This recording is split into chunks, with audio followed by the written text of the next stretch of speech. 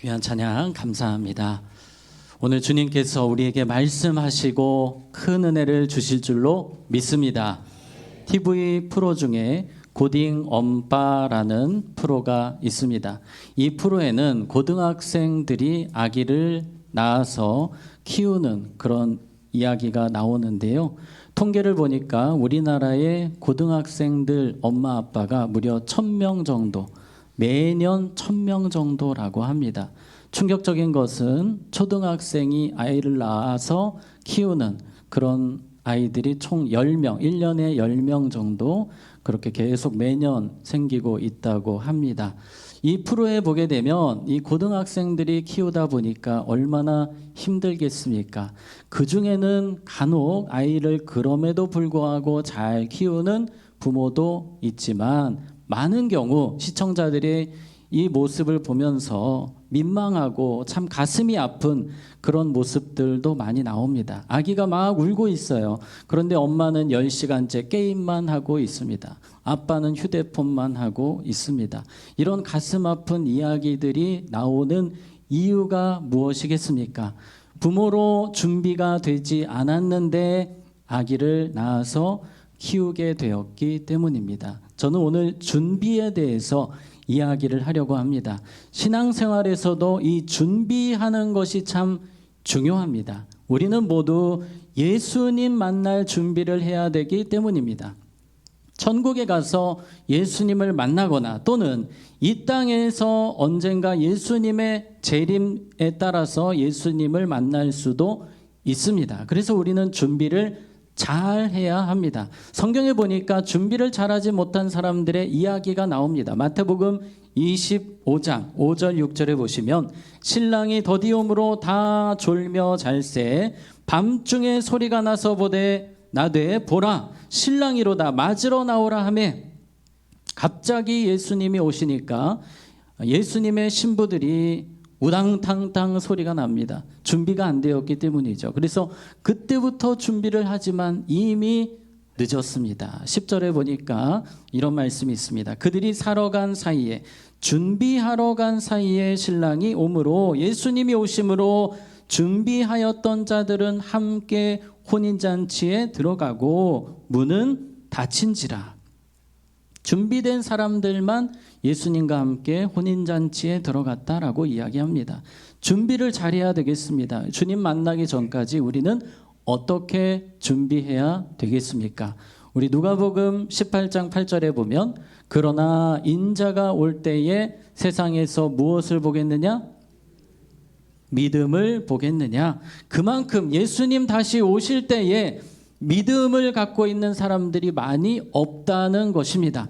믿음을 찾기가 쉽지 않다는 것입니다. 그러므로 예수님 만나기 전에 우리가 가장 준비해야 되는 것은 믿음입니다. 믿음. 주님이 이 땅에 오실 때 제일 먼저 찾으시는 건 믿음 있는 사람입니다. 자, 어떻게 믿음을 준비해야 할까요? 오늘 누가복음 1장에는 예수님의 오심을 준비하는 이야기입니다.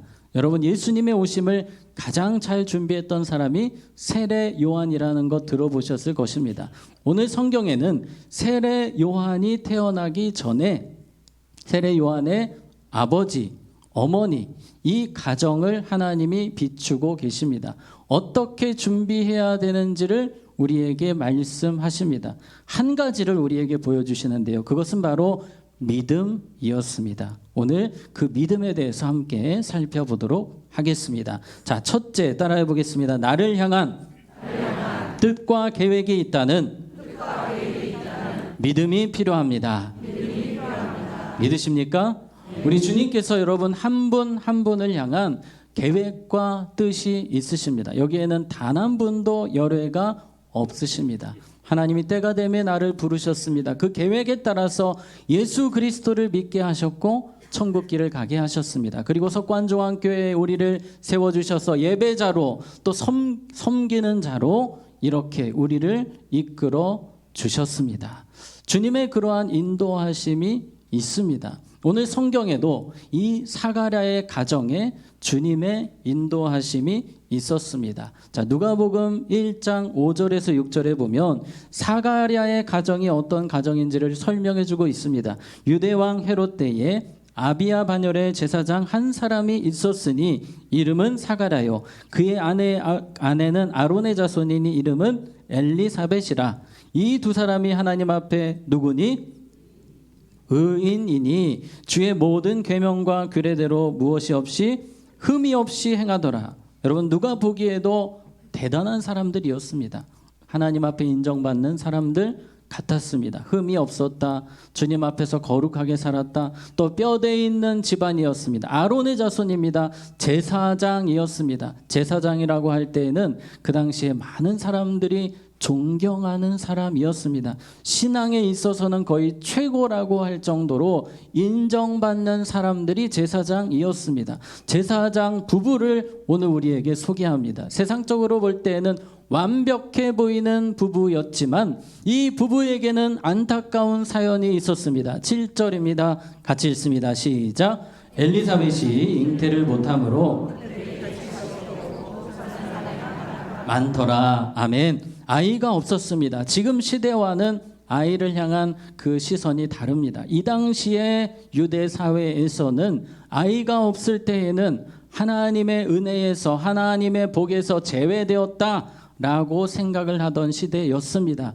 그래서 이 가정은 눈물이 많았고 아픔이 많았습니다. 기도도 참 많이 했습니다. 하나님, 왜 우리 가정에 아이를 주시지 않습니까? 하나님, 우리 가정에 자녀를 주세요. 자녀가 있기 원합니다. 그토록 기도했지만 자녀가 생기지 않았고 이제는 노부부가 되었습니다. 그래서 자녀 갖는 것을 포기했습니다. 그런데 바로 그때 하나님의 역사가 시작이 되었습니다. 왜냐하면 하나님의 뜻과 계획이 분명히 있으셨기 때문입니다. 그래서 하나님은 이 가정에 세례 요한을 준비시키시는 것입니다.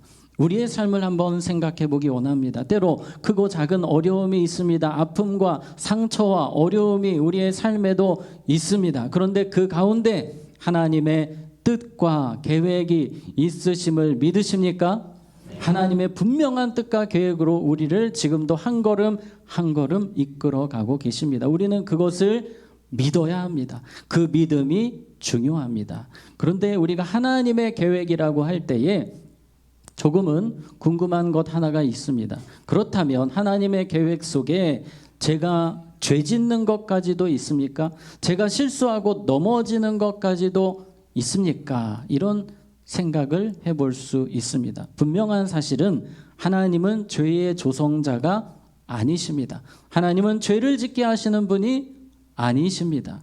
그런데 여기서 우리가 기억해야 될 것은 우리는 죄를 짓고 때로는 실수하고 넘어지지만 하나님은 그 가운데 다시 우리를 일으켜 주시고 하나님의 뜻과 계획으로 우리의 부끄러움을 선으로 바꾸셔서 복으로 바꾸셔서 우리를 인도하시는 분임을 믿으시기 바랍니다. 그 고백을 요셉이 하고 있습니다. 창세기 50장 20절에 보시면 요셉이 이렇게 고백합니다. 당신들은 나를 해하려 하였으나 형들은 나를 죽이려 했고 나를 팔아 넘겼으나 나에게 죄를 범했습니다. 이것을 하나님의 계획이라고 이야기하지는 않았습니다. 그것은 형들이 잘못한 것이다. 그러나 하나님은 그것을 무엇으로 바꾸사? 선으로 바꾸사 오늘과 같이 많은 백성의 생명을 구원하게 하시려 하셨나니 비록 형들이 잘못하고 나에게 피해를 주었으나 하나님은 그것까지도 선으로 바꾸셔서 하나님의 뜻과 계획을 이루셨습니다. 그러므로 우리가 할 수 있는 고백은 하나님은 여전히 내 삶의 뜻과 계획을 가지고 인도하십니다. 어떻게요? 선하게 인도하십니다. 때로는 악을 선으로 바꾸셔서 우리를 인도하시는 분임을 우리는 믿어야 될 줄로 믿습니다.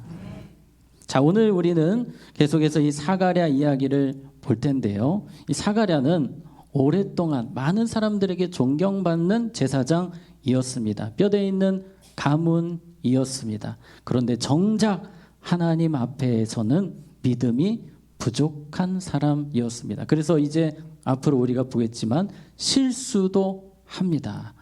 여러분, 우리에게 중요한 것이 무엇입니까? 교회를 오래 다닌 것이 중요한 것이 아니고, 지금 내가 주님을 얼마나 신뢰하고 있는가, 주님을 얼마나 잘 믿고 있는가가 중요한 것입니다. 제가 지난 교회에서 있었던 이야기를 잠시 드리려고 하는데요. 제가 새가족부를 담당했었습니다. 하루는 75세의 집사님, 남자 집사님이 등록을 하셨습니다. 이사를 오신 거예요. 그래서 교회 등록을 하셨고 저는 신방을 갔습니다. 신방을 가게 되었는데 이분이 계속 날짜, 시간을 바꾸시는 겁니다. 궁금했어요. 왜 자꾸 시간을 바꾸셨는지 물어봤더니 아내가 없는 시간에 예배를 드려야 한다는 것입니다. 아내가 무섭다는 거예요. 아내가 교회를 싫어해요. 핍박합니다. 오랜 시간 전도했지만 먹히지가 않습니다. 돌아오지를 않습니다. 그래서 포기를 하려고 하시는데 그래도 기도해 달라고 하셨습니다. 하나님의 뜻과 계획이 있을 것은 알지만 많이 힘들다고 하셨습니다. 그래도 기도하겠다고 하셨습니다. 그렇게 신방을 잘 마치고 돌아왔어요. 그리고 그 집사님이 시간이 흘러서 한 1년여 정도 흘렀을 때에 그 아내분과 함께 손을 잡고 교회를 오신 겁니다. 그렇게 핍박했던, 수십 년 동안 남편이 교회 가는 것을 싫어했던 아내가 오신 거예요. 어떻게 오셨나 봤더니 이 아내분이 몇 달 전에 아프셔서 입원하시고 작은 수술을 받으셨는데 그 과정에서 마음이 많이 약해지신 겁니다. 그때 남편분이 전도를 하셨고 드디어 마음 문이 열려서 아내분이 교회를 오게 되셨습니다. 제가 새가족 교육을 했고 또 세례 교육도 했고 또 그분이 세례를 받으시는 그 현장에 있었습니다. 너무 은혜로운 시간이었습니다. 저는 제 자신이 부끄러웠어요. 왜냐하면 1년 전에 그분을 신방했을 때에 제가 속으로 그런 생각을 했습니다. 좀 어렵겠다. 잘 안 될 것 같은데. 이런 생각을 했는데 하나님께는 능치 못함이 없으셨습니다. 하나님은 우리가 어렵게 생각하는 것도 쉽게 풀어가실 수 있는 분이심을 우리는 믿어야 할 것입니다. 하나님의 뜻과 계획이 있기 때문에 우리는 어떠한 상황과 형편에서도 낭망하지 않고 다시 일어나서 기도의 자리를 지켜야 하는 것입니다. 그러한 믿음이 우리에게 필요합니다. 자, 두 번째입니다. 따라해 보겠습니다. 말씀대로 이루어지리라는 믿음이 필요합니다. 아멘. 주님의 말씀이 지금도 그대로 이루어짐을 믿으십니까? 아멘. 오늘 사가랴 이야기를 계속 이어가겠습니다. 사가랴가 제사장입니다. 보통 이 제사장들은 1년에 한 번 정도 기회가 주어지는데 그것도 확률이 1000분의 1 정도 됩니다.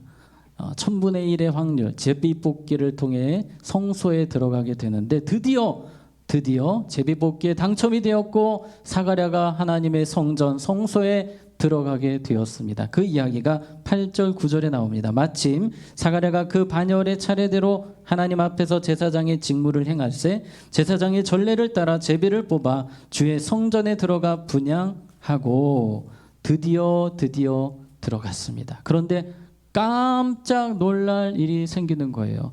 11절 12절에 보니까 주의 사자가 그에게 나타나 향단 우편에 선지라 사가랴가 보고 어떻게 했습니까? 놀라며 무서워 화들짝 놀라게 되었습니다. 그때 하나님의 사자가 사가랴에게 이렇게 말합니다. 13절에 천사가 그에게 이르되 사가랴여 무서워하지 말라 너의 간구함이 뭐한지라 들린지라. 사가랴는 이제 다 잊어버렸어요. 오랫동안 기도했습니다. 하나님 자녀를 주세요. 그렇게 기도했지만 시간이 지나고 다 잊어버렸는데 하나님은 그 기도를 기억하고 계셨습니다. 우리는 우리의 기도를 잊을지라도 하나님은 우리의 기도를 끝까지 기억하심을 믿으시기 바랍니다. 자, 계속해서 13절 중간에 보시면 내 아내 엘리사벳이 내게 아들을 낳아주리니 그 이름을 누구라 하라? 요한이라 하라. 요한이라는 이름을 딱 지정해 주었습니다. 그리고 이렇게 말씀합니다. 14절에 같이 읽습니다. 시작. 너도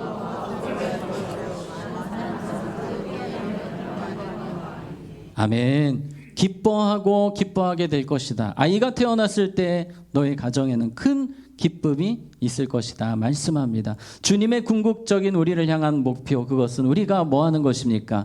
기뻐하는 것입니다. 그 기쁨을 주기 위해서 주님은 준비하고 계심을 우리는 기대하고 기도하는 것입니다. 이 사가랴는 너무나 축복의 소식, 놀라운 소식을 들었습니다. 이 정도 되면 할렐루야를 외쳐야 되는데 그게 아니었습니다. 자, 우리 18절 같이 읽습니다. 시작. 사가랴가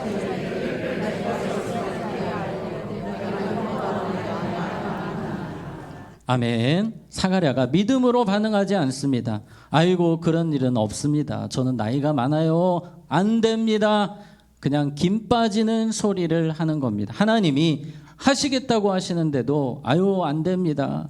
얼마나 답답한 믿음입니까? 주님은 이 믿음을 그냥 넘어가지 않으셨습니다. 그리고 이렇게 말씀하세요. 20절 같이 읽습니다. 시작. 보라, 이 일이 되는 날까지 내가 말 못하는 자가 되어 능히 말을 못하리니 이는 내가 내 말을 믿지 아니함이거니와. 아멘. 말을 하지 못하게 하시겠다는 겁니다. 언제까지요? 요한이 태어날 때까지. 그러니까 10개월 동안 말을 하지 못하게 하겠다. 뭐 하지 못해서? 믿지 못해서. 여러분, 이것은 너무나 중요한 부분이기 때문에 그렇습니다.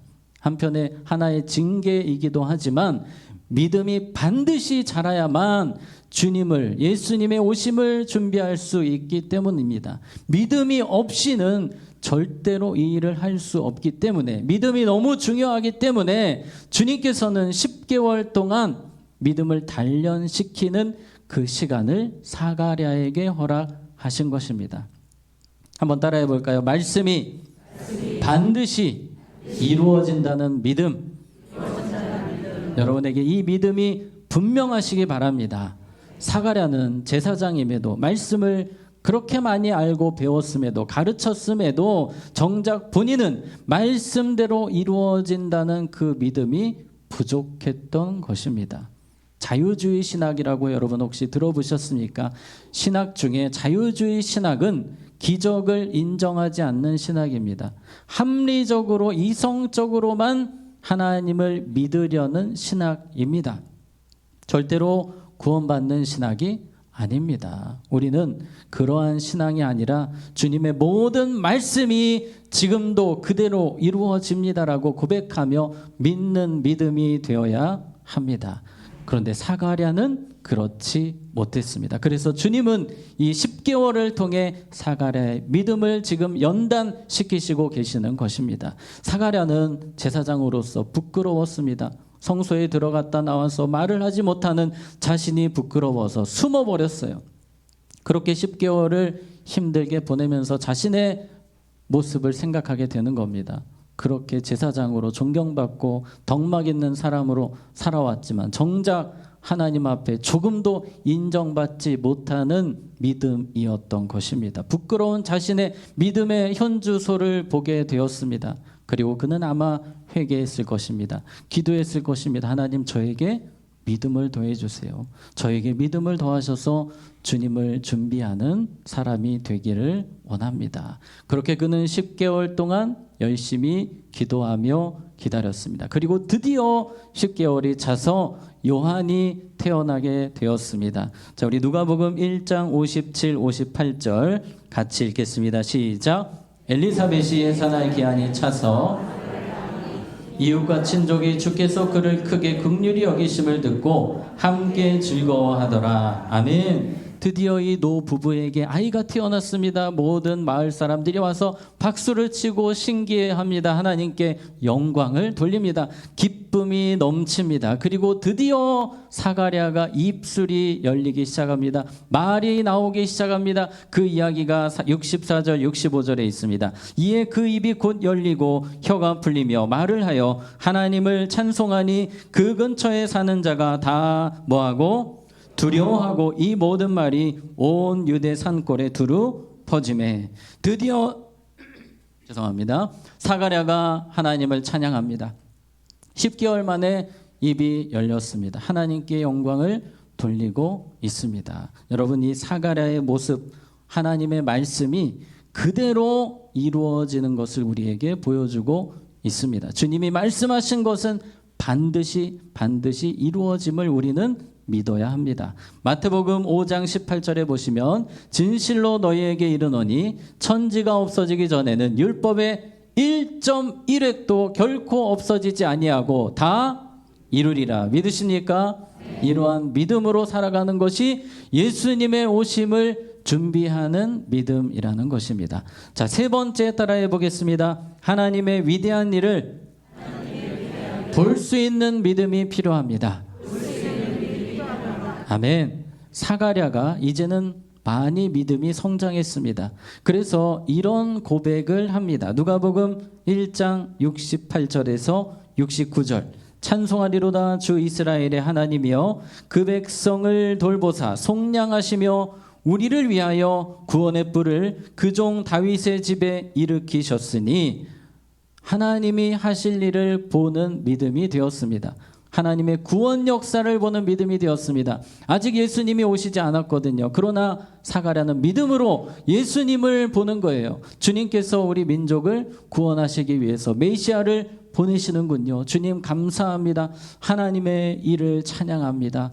이것이 사가랴의 아름다운 믿음이었습니다. 지금까지는 자신의 직무, 제사장의 일만 보던 사람이 이제는 믿음이 성장하니까 하나님이 하시는 일이 보이는 거예요. 하나님의 구원 역사가 보이는 겁니다. 여러분의 삶을 한번 점검해 보시기 바랍니다. 나의 크고 작은 문제들만 보이는지 아니면 하나님의 구원 역사, 하나님의 하시는 일이 보이십니까? 우리는 그 믿음까지 가야 할 것입니다.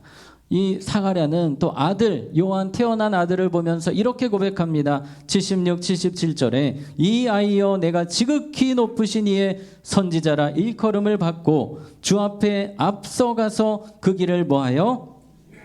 준비하여 주의 백성에게 그 죄 사함으로 말미암는 구원을 알게 하리니.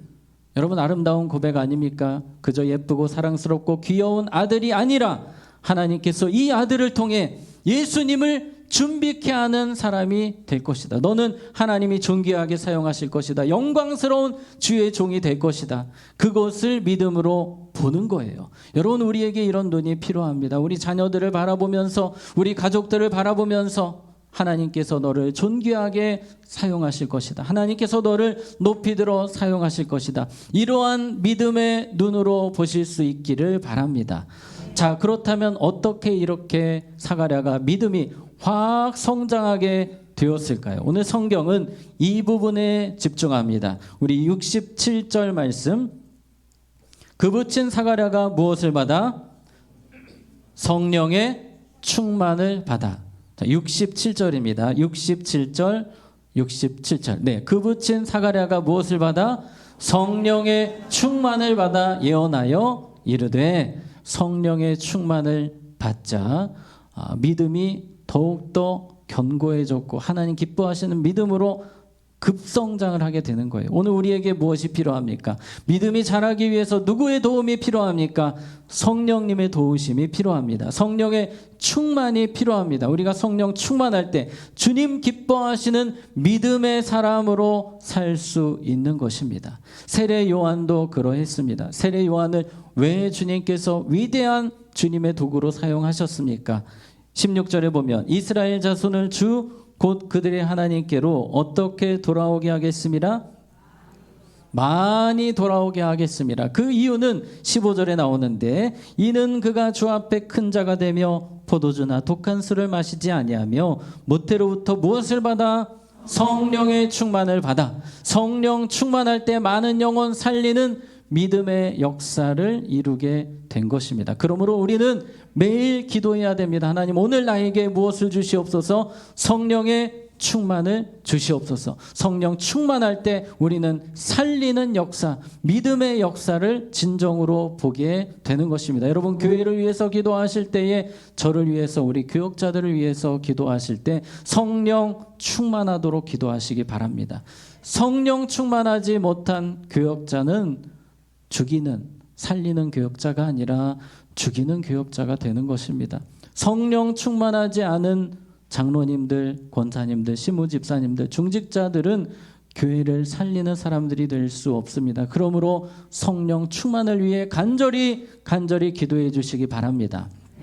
우리 유다서 1장 20절에 보시면 사랑하는 자들아 너희는 너희의 지극히 거룩한 믿음 위에 자신을 세우며 무엇으로 기도하며 성령으로 기도해서 교회를 살리라는 것입니다. 오늘 여러분들에게 중보기도 카드 작정서를 드렸습니다. 왜 이것을 제가 드렸겠습니까? 오늘 유다서 1장 20절 말씀처럼 성령으로 기도하셔서 우리 교회를 살리시도록 여러분들에게 이것을 드린 것입니다. 우리 교회에 섬기시는 봉사하시는 분들은 우리 모든 예배자들 중에 한 20-30% 정도밖에 되지 않습니다. 그냥 예배만 드리고 가지 마시고 모두가 참여해 주시기 바랍니다. 기도의 용사가 되시기를 바랍니다. 함께 기도할 때 우리는 2025년 성령 충만한 교회가 될 것입니다. 그러므로 여러분 최선 다해 교회를 위해서 기도하시고 무엇보다 성령 충만한 부서, 성령 충만한 교역자, 성령 충만한 우리 모든 봉사자들이 되도록 함께 기도해 주시기 바랍니다. 말씀을 정리하겠습니다. 우리는 예수님을 기다리고 있습니다. 예수님은 2000여 년 전에 이 땅에 오셨고 이제 다시 재림주로 오실 것입니다. 그 예수님 맞이하기 위해서는 믿음이 필요합니다. 믿음. 하나님 저에게 믿음을 더하여 주시옵소서. 성령의 충만을 주시옵소서. 그렇게 날마다 기도하며 주님 앞에서 준비되어가는 우리 모두가 되기를 원합니다. 함께 이 시간 찬양하겠습니다.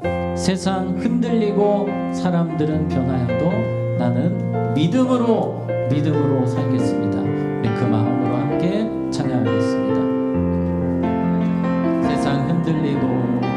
세상 흔들리고 사람들은 변하여도 나는 주를 섬기니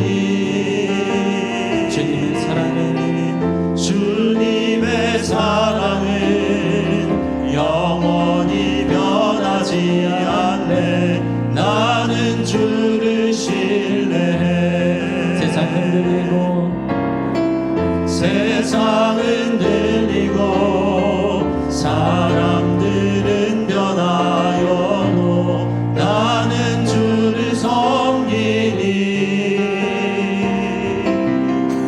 주님의 사랑은 영원히 변하지 않네. 나는 주를 신뢰해.